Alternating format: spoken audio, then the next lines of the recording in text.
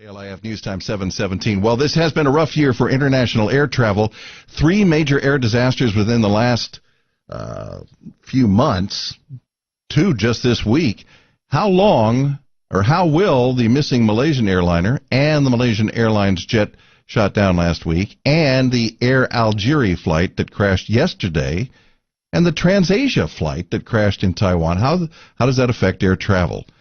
We're going to talk with an expert. Yeah, Dallas-based Aviation Crisis Consultant Ken Jenkins has worked with people closely affected by the disasters, including the family members of those on the missing Malaysian Airlines flight. He joins us now with some perspective on what's been a string of bad luck for international flights. And Ken, do you think this recent string of disasters is having an effect on passengers as they board airplanes these days? It has been a very interesting week for aviation, hasn't it? I think you're right. It does have an effect on our psyche, but I think it's also somewhat of a short-term effect.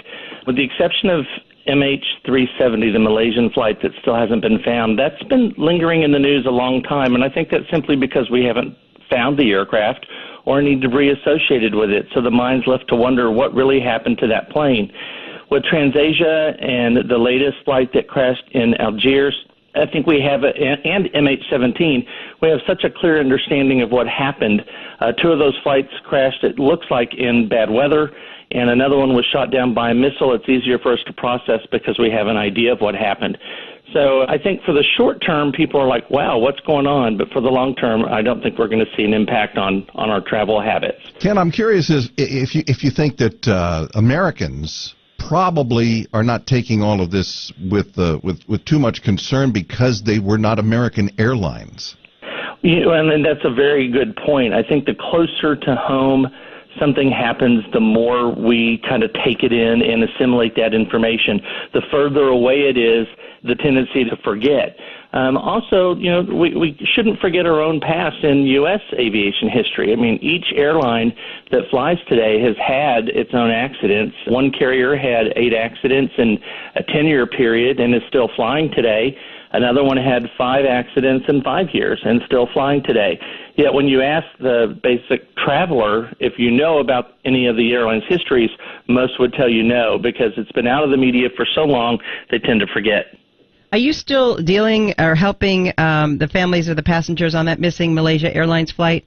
No, not at all. I'm actually just following up with the news trends as they occur, certainly speaking to other industry analysts throughout the world about any new kind of information that comes out.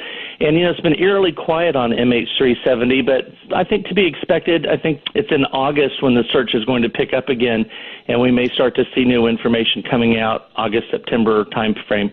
We're talking with Aviation Crisis Consultant Ken Jenkins. Still, and I think we understand this intellectually, but the idea of being 30-some thousand feet in the air kind of nullifies it. It's still the safest way to travel on Earth, isn't it? It is, and I was listening to your traffic and weather report before we started today, and it's interesting. We probably will have more traffic accidents in the Dallas-Fort Worth area today than you'll have in aviation for a year's period overall. 2013 was the safest period. However, 2014 is turning out not to be. But when you look at the trend analysis of it, you're right. It is the safest form of transportation. I know if an airplane is blown up by a missile, there's really probably no chance that you're going to be able to survive that. But what can you do when you board a plane if it does crash to survive? Well, there are a number of things that you can do. First of all, and it somewhat seems like a cliche. I mean, I've been in the aviation industry and have worked for major airlines for 30 years. I still watch the flight attendants on the emergency response procedures, even though I know what they are. But it is important that you count the number of rows forward and count the number of rows behind you so that you would know exactly where the nearest exit is to get out. I watch a number of people wear flip-flops, for example, on a plane. Not the best type of footwear to be wearing if you need to evacuate during an emergency. You want something that's not going to come off your feet so quickly. So more of a tennis shoe type thing. And then pay attention to the types of clothes you're wearing as well. If you had to evacuate down an emergency slide, you don't want to get burned as you go down the slide. And there are a number of things you can do. Keep your feet planted firmly on the floor, so if you have to suddenly stop and the seat in front of you collapses, it doesn't hurt your legs. I mean, there are a lot of different little things that you can do along the way. That's great advice. I get on an airplane. I'm concerned about everybody else that's on the plane, and I'm not talking about terrorists and things like that. Here's the story very quickly. I was on a flight one time. We hit some rough weather. We started bouncing around, and the captain came on and said, please sit down and fasten your seatbelts. And within a couple of minutes, we lost cabin pressure, and those masks popped out of the ceiling. Well, when that happens, people go nuts. And I was as concerned about the panic on board that airplane as I was anything that had to do with the plane itself.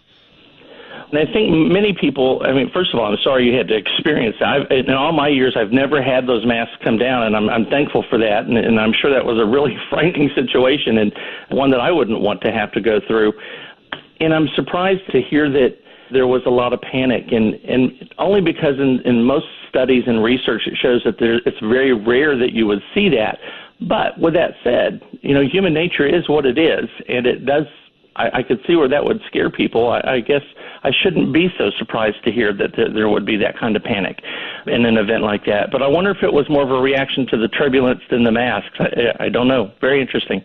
Is it really a safer seat to sit in on the plane? Because a lot of times we hear if you sit in, this seat, it's safer if it crashes.